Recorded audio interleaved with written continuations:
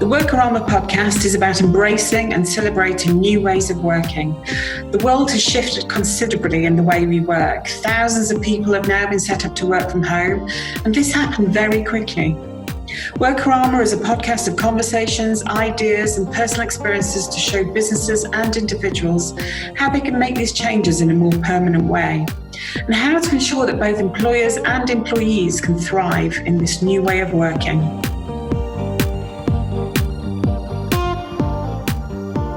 So today we're going to speak to Giverny Harman. Giverny is a marketing consultant specialising in workplace and design.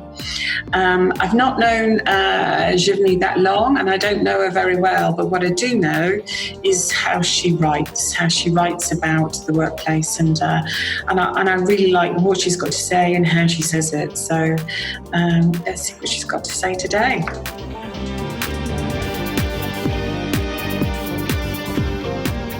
So, hi, big welcome today to Giverny Harman. Giverny is a marketing consultant specialising in workplace and design. Hi, how are you doing?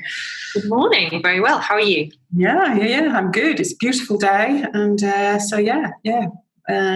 we're doing good. We've not known each other for very long, have we? A couple of years. So unlike most people I've interviewed actually for this series, we don't know each other very well either. We've shared a common working space, but we sort of ships that pass in the night really, but that's sort of all we know of each other really. So give us an indication of your company, Giverny. Tell me sort of what you do, how long you've been doing it, what your background is, and what the purpose is to what you do and why you do it. Of course.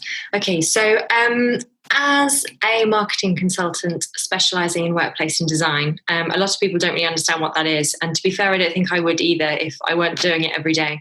But essentially, it's the whole world of architects and furniture manufacturers and change managers and spatial syntax people, all these extraordinary people who make or who really heavily invest in making the workplace the best it can be.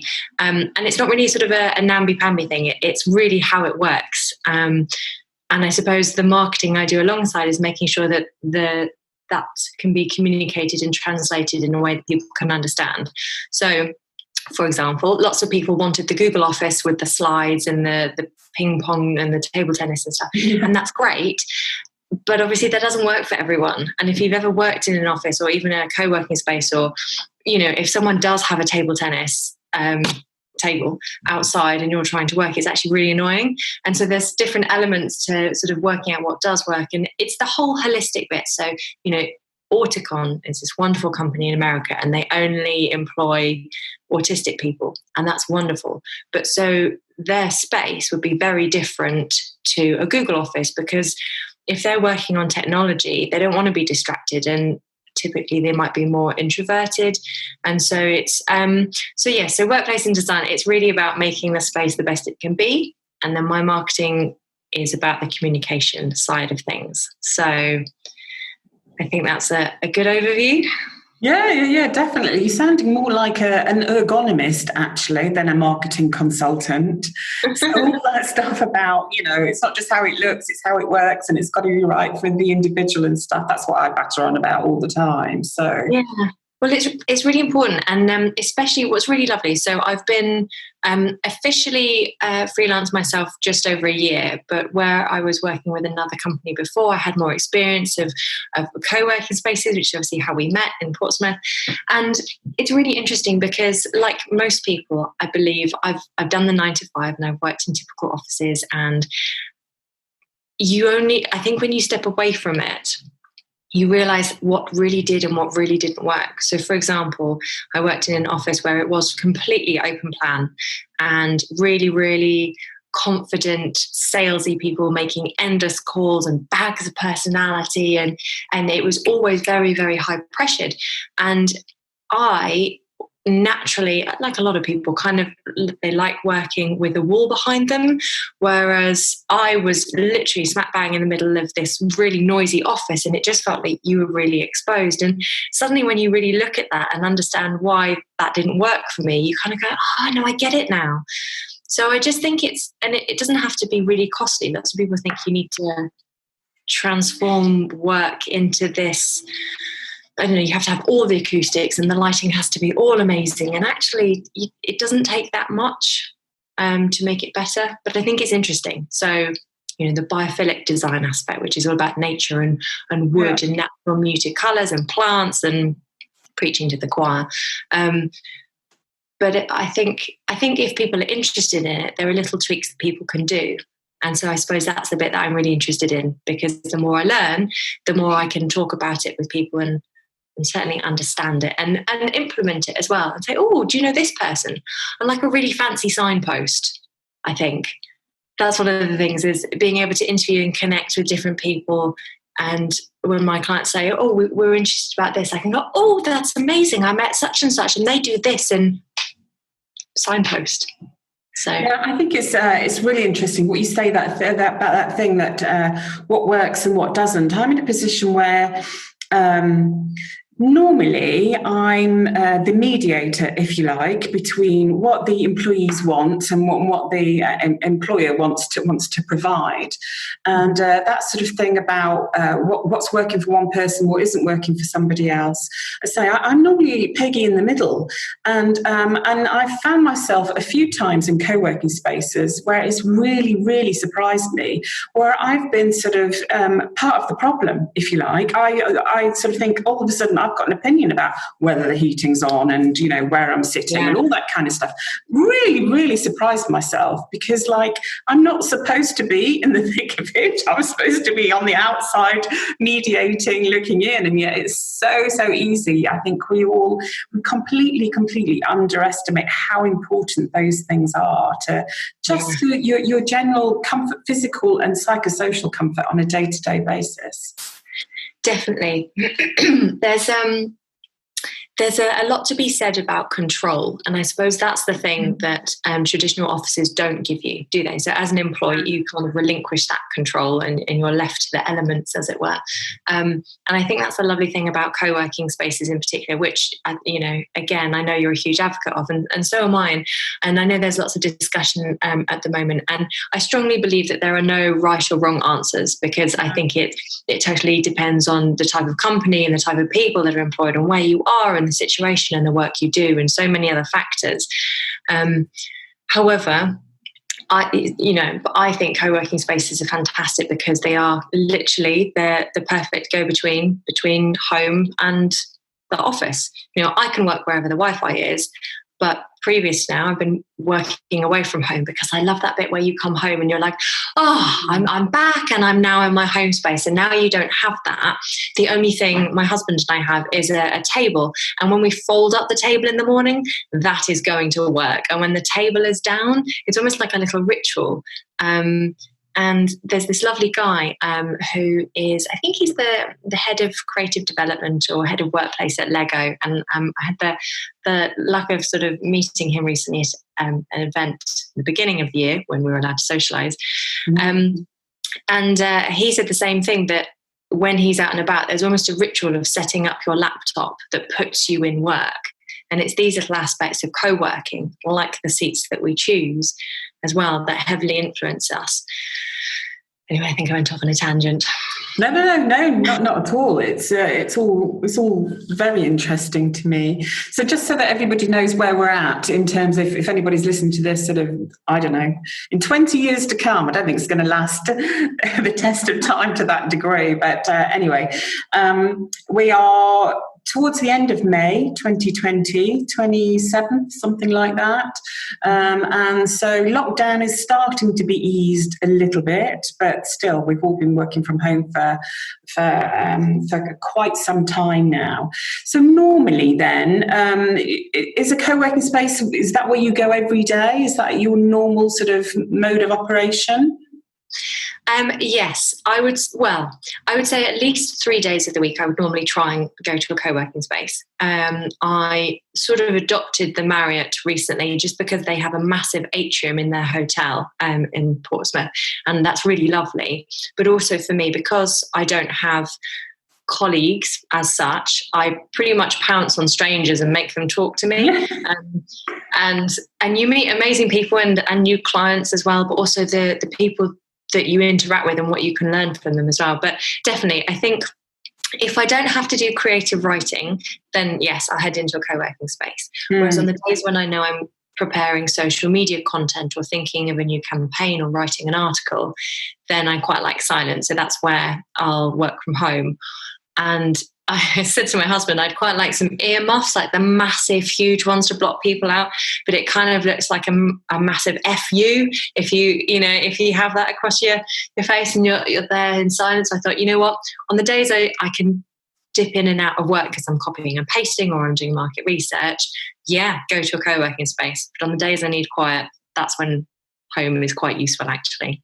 Yeah, I think it's good to have the balance. I also think as well, I mean, I've done that big headphone thing in a co-working space, and I don't think there's anything wrong with that. I think if you're there, a lot, everybody knows that you're not unsociable, but it just sort of, it's that big thing that just says, right now I'm concentrating, please leave me alone. And we need those sort of things to be able to visualize that. I don't think there's anything wrong with it at all. I really don't.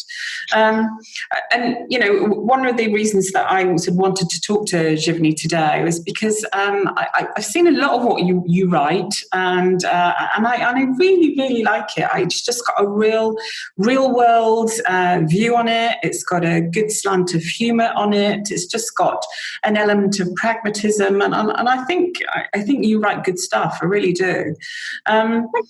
No, you're welcome. Very, very welcome. So how's business? I mean, it's been challenging times. We've all had challenging times. And I think for us all to say, it's all been absolutely fabulous, no problems at all is the wrong thing to do. I don't think we're helping anybody else if we say that. So honestly, how's it been?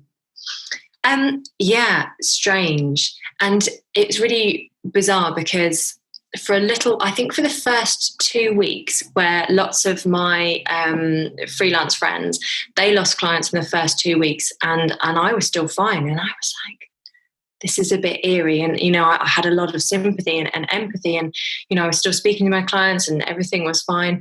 And then after a few weeks of thinking, I'm not going to be one of the people affected. Yeah, I did. I lost some clients. And it was really hard conversations as well, because one of them had to give up their office in London. They were thinking about selling their car. It was really desperate times. And they were so lovely because they said, it's not personal, and it's not. But it feels pretty fucking personal when it's you who goes, I've just lost some money and what do I do? But I think where I've, had a few jobs and where I chose to be freelance again, it's easy to say this, but to try not to panic, but really to implement that. So I have some clients that stayed, and that was able to give me some breathing space and go, okay, all right, what? So now what do I do? And a phrase I often use is drop and roll, because I think sometimes it's you find yourself in the fire, and instead of running around going, oh shit, I'm on fire, you go, no, wrap the blanket round, drop, roll, assess. And I did the same thing. And I stayed working with the clients that I have. And then I kept up my profile on LinkedIn, because I thought, well, I still love what I do, and I don't want to work in Tesco, and I'm more than happy to if I need to, but I'm not at that stage yet. So I'm going to keep trying. And I'm really excited, actually. I've got a new client, and they're exactly the kind of client that I want. And they do fit out work for companies. So again, it's all about the design and layout and furniture, and it's glorious. And I think, and thank you for the compliments on my content on LinkedIn. But that's the point. It's not a hard sell. It's about saying, it's really interesting, and I'm interested, and these are the things that I can bring to the table. So this morning I saw this beautiful picture of a moth that creates its own little home out of twigs, and it's honestly, it's beautiful, and it's far better than anything my husband could do with his DIY. Bless his heart. And I love that. I love looking at nature, because I'm a bit of a nature bunny anyway, and saying, wow, if we look at biomimetics and biomimicry and what we can learn from anthill, how they can ventilate spaces, and obviously they're doing this with an extraordinarily expensive HVAC system. They're just doing building and the knowledge they know, and it's not a hippie thing. It's I think Speedo looked at sharks and through water, and they've used this with Speedo sportswear, and that's slightly different to architecture and building and spaces, but there's so I feel that when I lost some clients, I lost some of the income, but I didn't lose my purpose. I still kept focused on what it was that I'm quite nice to find, because I was in pensions for a while, and anyone who knows me knows that. So I think it's quite important to go, no, this is what I love, and I want to keep at it. So you're in a good position. Thank you. But I just kept at it. I really like that. To be honest, I love that idea of not running around saying, oh, I'm on fire. I've certainly done a bit of that myself. So I think the drop and roll idea is it's just reminding yourself to do it, though, isn't it? It's so easy. It's like, yeah, okay, that's a really good thing to do. But, when you are running around telling yourself you're on fire, it's hard to remind yourself to drop and roll. I think that's the thing. And do you know what? And there are the days where running around on fire is okay, as long as you don't.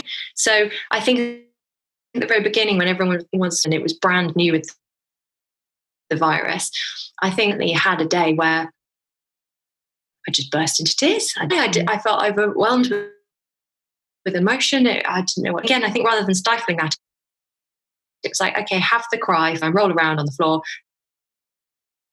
and then go, all right. And so that's the thing, like with mental health as well, I think it's really important that you acknowledge how things are, and not every day is a sunshiny day, but try again tomorrow and kind of keep going. I think it's that small step thing. Makes me sound like some, I don't know, like inspiring quote that you see on LinkedIn. But I think, I think that's the balance. So yeah, you do keep going, but you allow yourself the small moments of doubt occasionally. They're just not all the time. Yeah, no, good for you. So what are you writing about at the moment? What ideas and thoughts do you have in the pipeline for us in terms of workplace and design? Well, they're certainly not mine, and I will lay claim to the truth at all times. But I am particularly fascinated by HOK's recent piece. So HOK, that are a design engineering company, huge, but they've got a huge neurodiversity piece out, which is really, really important. And I think that neurodiversity should be looked at in the fact that not everyone's brains are neurotypical.